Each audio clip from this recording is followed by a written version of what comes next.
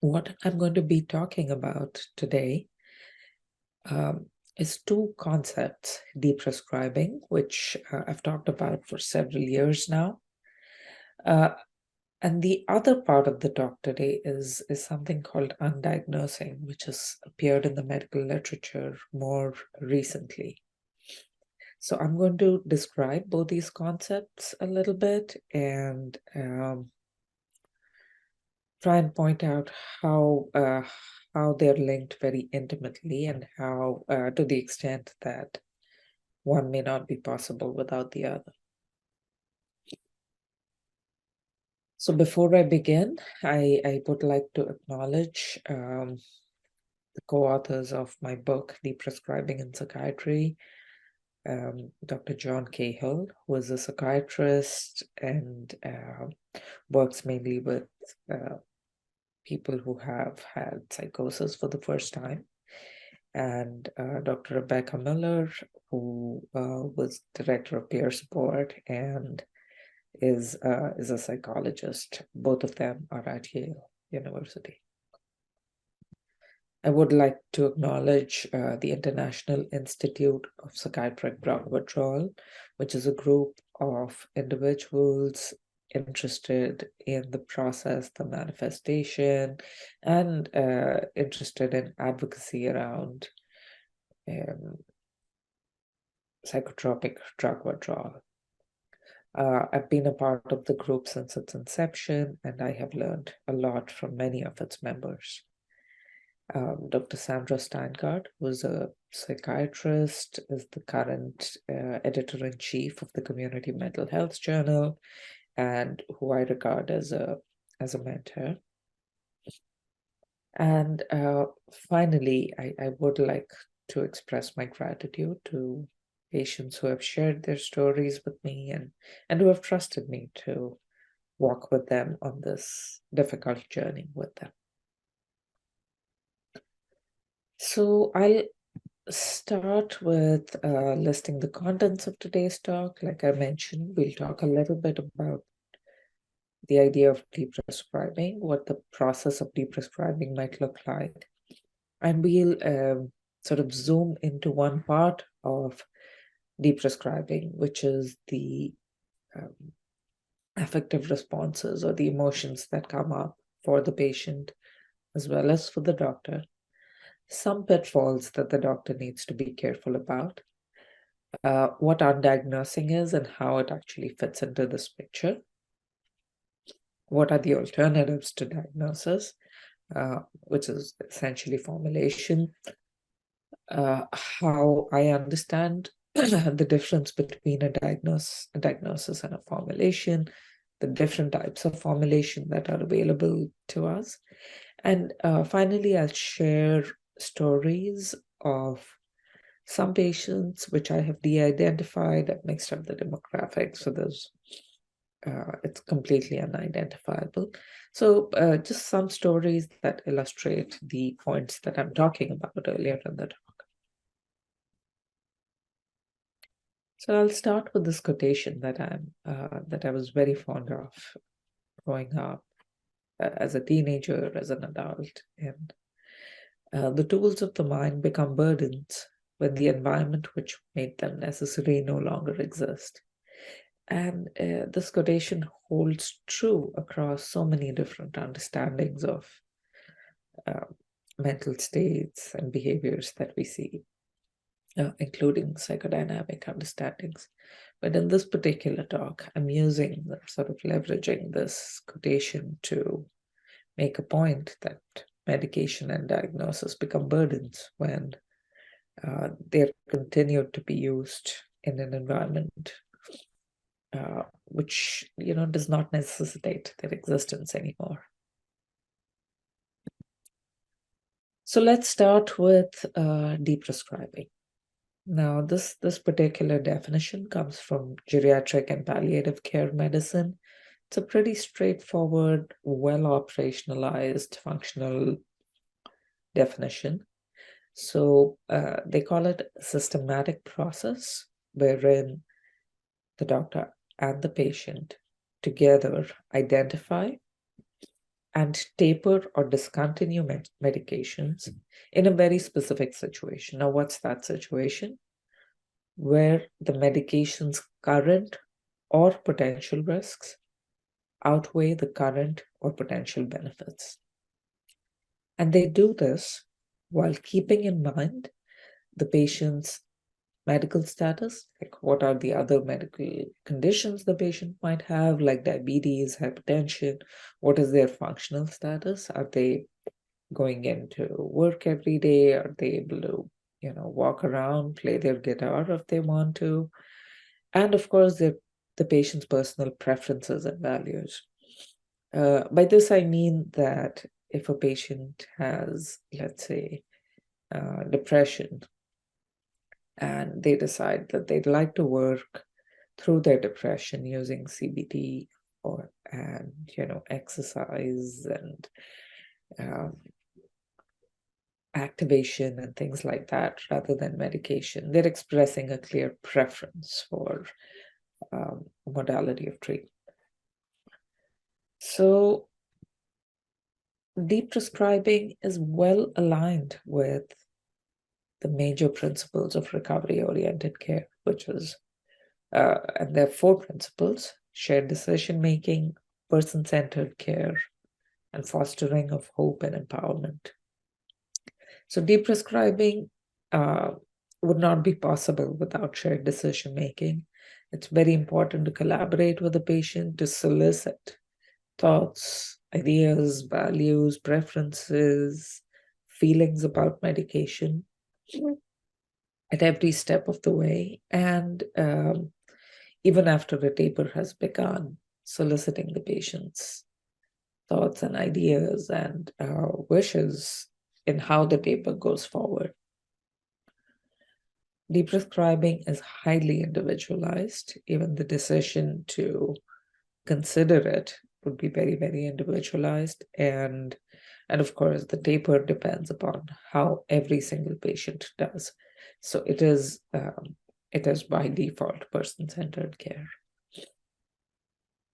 And even the idea of deprescribing, the idea that one could live a full life without medication, fosters a great degree of hope as well as empowerment for the patient.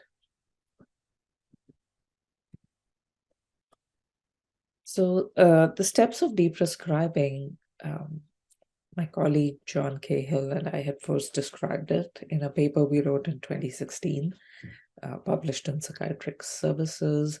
This is pretty much the same thing, but I've just changed the language just a little bit. I think it's always important to be thinking about it. When we write a prescription for a medication, we want to know if this medication is absolutely necessary. Is there a chance that we could taper this medication and stop it? And that might be beneficial, or at least not cause any harm at all. So it's important to be thinking about it. I think it's important to choose a good time to bring it up in discussion with the patient. We don't want to try and initiate deprescribing or conversations around that when there's some kind of psychological upheaval going on. Like, for instance, I always tell my trainees that it's not a good idea to consider it when you're in June, which is a time where they're wrapping up their rotations and the patients are going to have new doctors in July. It's also not a good time to talk about it in July because they're meeting their patients for the first time.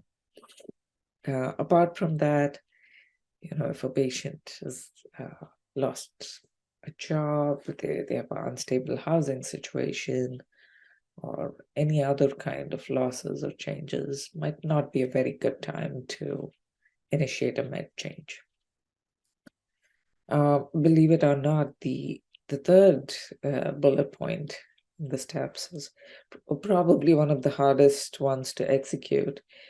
A medical reconciliation is essentially listing all the medications that the patient is taking, their doses, their routes, the the patient's understanding of why they're taking them, why the medications were started. And it can be immensely difficult to track down why a medication was started in the first place, because very often documentation around that is lacking. Nowadays, with electronic health records, it can be a little easier to get, a solid, a consolidated list. But even then, finding out the intentions of the original prescriber can be a little difficult.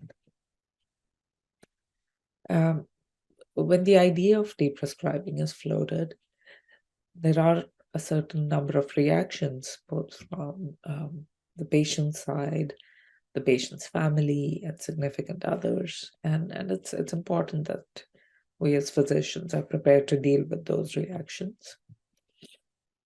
Once we have dealt with them, we move forward. We make a plan for what we're going to do, which medication we're going to taper, what the initial plan is going to look like, what are we going to do if the patient starts feeling unwell after the taper is introduced. We then introduce some non-medication supports, like which could include a variety of things like psychotherapy, group therapy, peer support. In a paper written by Leisha Ostro, she's solicited the opinions of individuals who've tapered off medications on their own. And one of the most important things for these individuals was peer support, hearing from other people who had gone through the same process. The next thing we start is we start implementing the taper, which can get a little complicated at times, especially when you hit the lower doses, because we don't have enough formulations available. Some people use compounding pharmacies and have very, very small doses of medications compounded, but that can end up being quite expensive. Excuse me. And the next and final step, which is of course ongoing, is monitoring the progress, monitoring how the patient is feeling, and adjusting the taper accordingly. And this might involve a variety of things. It might involve a reinstitution of the previous step of the taper, reinstitution of a different medication if the patient is feeling extremely sick, or just holding the taper for a longer period of, holding a particular step in the taper for a longer period of time. So we are going to focus on a particular part of the deprescribing process and look into some of the emotional reactions that might come with the deprescribing. So what can deprescribing actually mean to a patient? For patients who are used to 15-minute med checks with their doctors, who don't necessarily see a therapist in the same clinic, if a doctor suggests that we could reduce a medication, it could very easily mean that the care that the patient is receiving is being withdrawn. It's not unusual to hear a patient say, "Oh, you just want to take my meds away." And, a fuller discussion of what deprescribing means or what the doctor is suggesting could be helpful to offset that concern. Sometimes patients are concerned that family or significant others might reject them if they stop their medication. And this is not without, true reason, because there's a chance that the patient might have been very moody, might have been angry in the past, and family members are really worried about the patient, or they're even nervous that the patient might get angry or like cause other kinds of problems in the relationship. Patients might be concerned about losing some social security benefits A nice hefty list of medications is a badge of wellness. It indicates to the reviewer that, oh, this person is really sick because they're taking so many medications, and they might really need help. They might need that disability income.